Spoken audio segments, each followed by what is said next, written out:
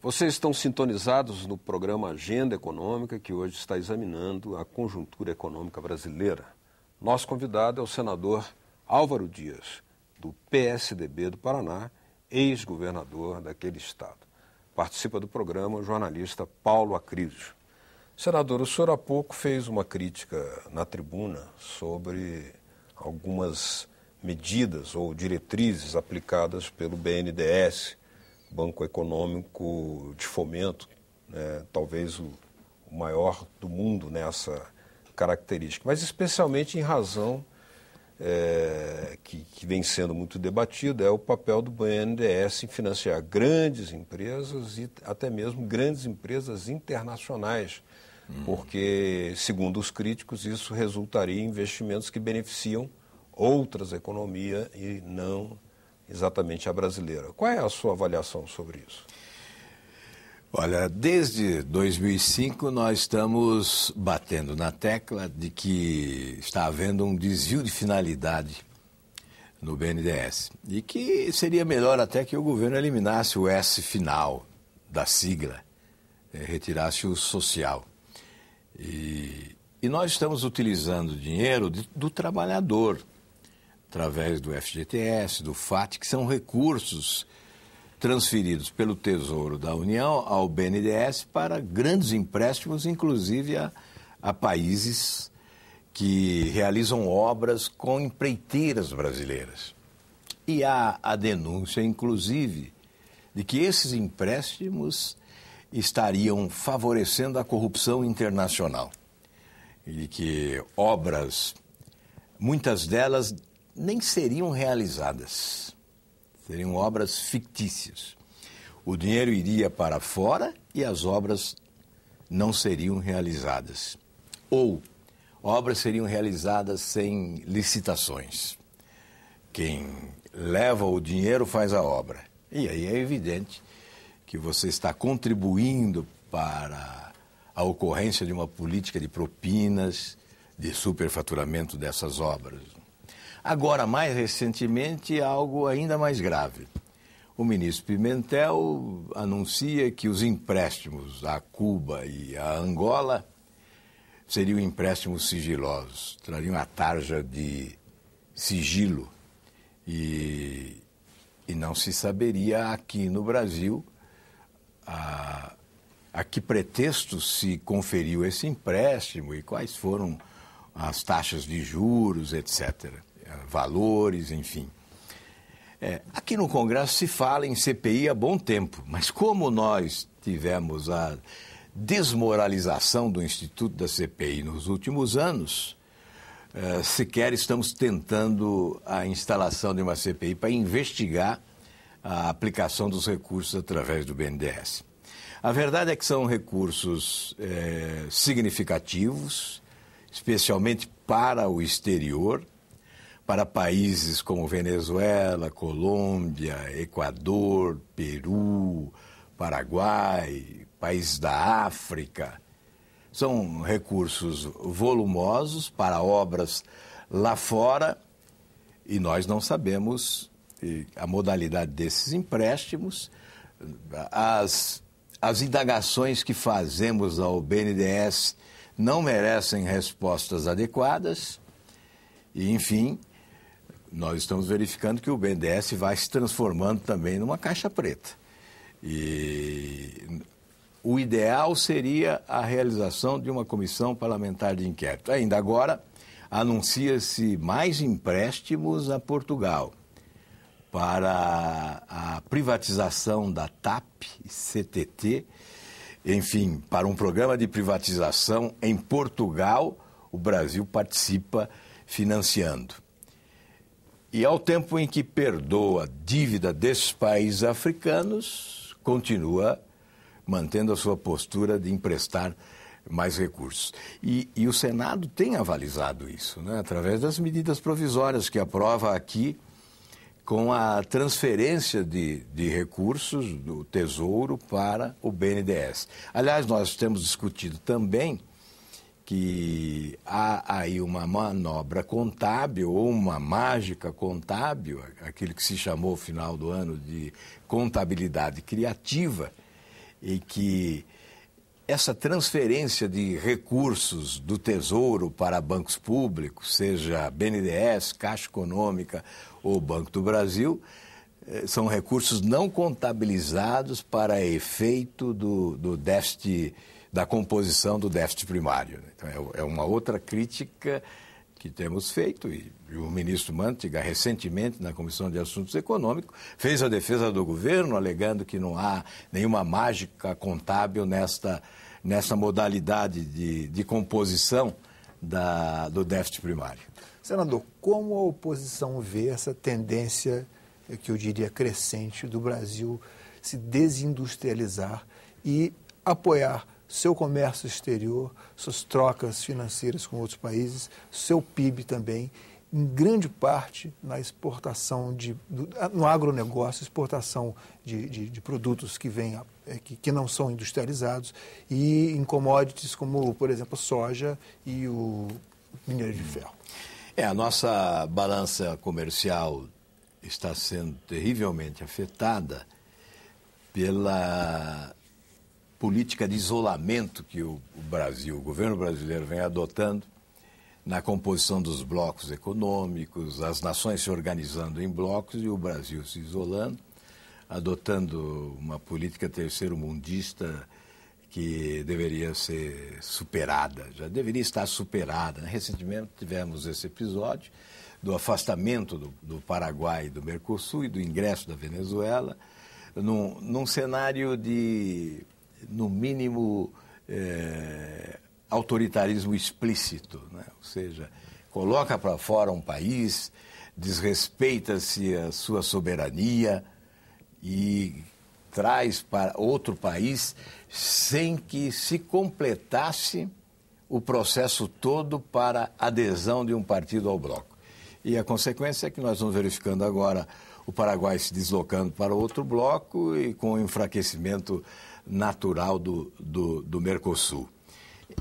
Eu tenho dificuldade até de criticar o governo brasileiro nessa luta que qualquer governo tem que travar contra os países do primeiro mundo, os países mais desenvolvidos, para o estabelecimento de uma relação comercial mais civilizada, mais respeitosa, mais adequada.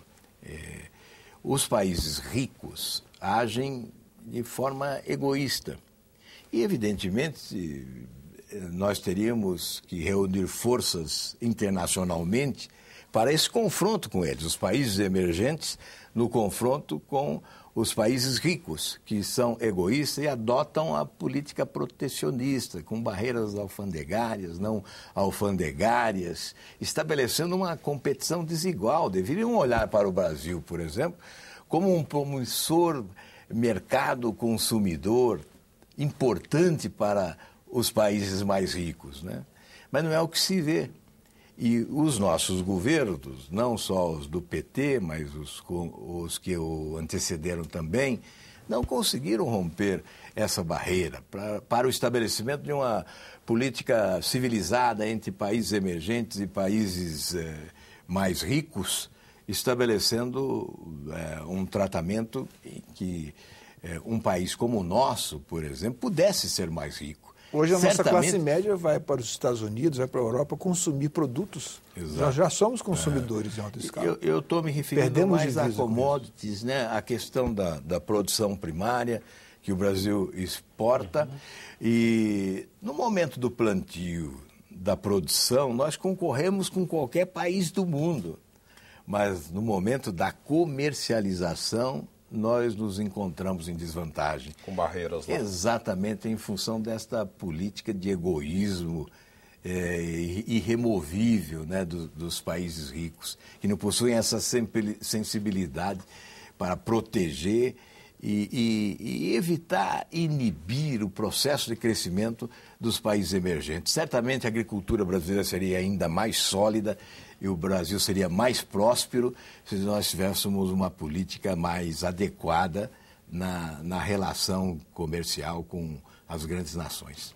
Senador, a questão do consumo, da expansão do mercado consumidor, apesar de que um renomado economista defendeu recentemente corte de salários e até desemprego para conter a inflação, os economistas do governo vinham sustentando que a expansão do mercado consumidor, seja via elevação do salário mínimo ou injeção de recursos na economia pelos programas sociais tipo Bolsa Família e outros, seriam suficientes para realimentar a indústria, gerar emprego. Aliás, foram gerados empregos com carteira assinada, expandiu-se o mercado formal de trabalho, mas o debate é se isso é suficiente para assegurar a continuidade ou sustentar um crescimento econômico e industrial que está sob questão. Na sua visão, o papel do consumo, que vem sendo aí demonizado às vezes por um setor e ao mesmo tempo exaltado por economistas do governo, qual é o limite, qual é o alcance e qual é a real dimensão que ele tem? Eu acho que o consumo interno é essencial para promover o crescimento do país. Mas ele não pode se dar à custa do crédito facilitado e irresponsável, né? O endividamento das famílias é perverso. Certamente a médio e longo prazo as consequências serão terríveis, né? Mas estimular o consumo dentro dos limites das possibilidades do consumidor, sem o endividamento irresponsável. Essa questão que se refere do assistencialismo, né, dos programas de transferência de renda como indutor do consumo, é evidente que tem uma contribuição, sim, importante. Não essencialmente o Bolsa Família, né, que fica muito aquém dos outros mecanismos de transferência de renda em matéria de valor. Essa é uma questão que não é muito clara para muitos no país, mas nós, se formos analisar, verificaremos que Fundo Rural, a aposentadoria do trabalhador rural e os outros programas de transferência de renda... Os benefícios de prestação continuada. Exatamente, os benefícios da prestação continuada. Eu me referi à aposentadoria do trabalhador rural porque antes da Constituição, o trabalhador rural não estava inserido na legislação de previdência social do país. E com a Constituinte de 88, é por isso que nós afirmamos sempre que a partir da Constituinte de 88, os programas de transferência de renda foram estimulados excepcionalmente e que o Bolsa Família, se nós compararmos com os outros mecanismos, realmente em valores ficará muito aquém, né? Mas, sem dúvida, Bolsa Família, aposentadorias, aposentadoria rural, os benefícios da prestação continuada, que tem um valor também significativo, né? Tudo isso contribui para melhorar o poder aquisitivo das pessoas e aumentar o consumo. Senador, as estatísticas apontam que o desemprego nunca esteve em níveis tão baixos. Por outro lado, a inflação aumenta. Qual o peso de cada um desses fatores? O emprego e a queda no consumo, o que vai determinar, o que determinarão na eleição do ano que vem? Qual o peso de cada um? No meio do caminho tem uma eleição, né? Isso, há pouco eu lembrei o poeta, e no meio do caminho tem uma pedra, né? E no meio do caminho tem uma eleição, e há o receio de que as medidas adotadas pelo governo tenham por objetivo melhorar as perspectivas eleitorais do governo, né? Ou seja, sejam medidas eleitoreiras. E que as medidas amargas que deveriam ser adotadas para conter o processo de crise, essas sejam adiadas e funcionem como uma bomba de efeito retardado que vai explodir depois das eleições, exatamente no primeiro ano do mandato subsequente ao atual, né? Então, uma avaliação, inclusive, já de redução de receita de mais de 50 bilhões de reais já no primeiro ano do próximo mandato, em função de determinadas medidas que estão sendo adotadas agora. Eu tenho, portanto, dificuldade de admitir que teremos já para o ano que vem, para a eleição do ano que vem, consequências de eventuais medidas que possam ser adotadas pelo governo para reduzir a inflação. Então, não creio que o governo adote mecanismos, chamando remédio amargo, né, que possa resultar em impopularidade até as eleições de 2014. Senador, o tema da privatização é sempre um tema que eletriza qualquer representante do PSDB. Mas nós tivemos agora, nos últimos dias, 2 sinais absolutamente contrários da parte do governo, que o primeiro deles é a reestatização da Ultrafértil, lá no seu estado. Fábrica de fertilizantes, e o Brasil importa quase 90% dos fertilizantes que usa na agricultura, até uma questão de segurança e estabilidade na própria produção. E o outro sinal, que alguns chamam de estatizante também, é a criação de uma agência estatal para a assistência técnica e extensão rural para a agricultura familiar. Como é que o PSDB reage a esse sinal? Porque as concessões talvez sejam parcialmente contempladas ou sintonizadas com alguma expectativa do PSDB. O senhor é que vai dizer. Mas e essas 2 últimas de caráter mais estatizantes? Uma delas, a questão da ultraoferta, até me desperta simpatia. Por quê? Fertilizante tem um peso preponderante no custo da produção agrícola. Nós exportamos quase tudo, né? 90%. E certamente, se nós adotarmos uma política de redução dos custos do fertilizante, vamos reduzir o custo da produção de alimentos no país. Ou seja, o consumidor final será também beneficiado. Então, é evidente que neste caso, eu sempre defendi que em determinados setores estratégicos para a vida nacional, a empresa pudesse ser estatal, até como forma de controle de tarifas, por exemplo, né? Energia. Vai privatizar a Copel no Paraná? Não, eu fui contra a privatização. Ingressei com ação popular também, participei de passeatas em Curitiba contra a privatização da Copel. Não que não se deva permitir o surgimento de empresa privada no setor de energia, mas que vá competir com o setor público, não é? Mesmo na área de telefonia, à época eu defendia a Telepar não deve ser privatizada. Por quê? Porque é uma empresa competente, eficiente e pode ser utilizada como parâmetro para definição de tarifas, né? Então, que se privatize a empresa incompetente. Agora, nessa questão da agência na área da agricultura familiar, me parece que pode ser um cabide de emprego. Pode ser aparelhamento. Pode... Eu tenho quase certeza, porque nós já temos mecanismos nesta área, Embrapa, por exemplo. Nós temos setores públicos, né, que participam ativamente da vida da agricultura familiar no país. Então eu olho assim com muito cuidado para essa iniciativa. Muito bem, nós estamos chegando ao final do programa Agenda Econômica por hoje. Queríamos agradecer a vocês aí de casa que nos acompanharam até esse momento, dizer que as suas sugestões, dicas ou críticas, por que não, são muito úteis para nós formarmos aqui as próximas pautas, aguardamos por elas, elas nos enriquecem muito e elas podem ser enviadas, ou até mesmo o programa pode ser baixado, por esse endereço que está aí na sua telinha, www.senado.leg.br/TV. Muito obrigado pela sua audiência.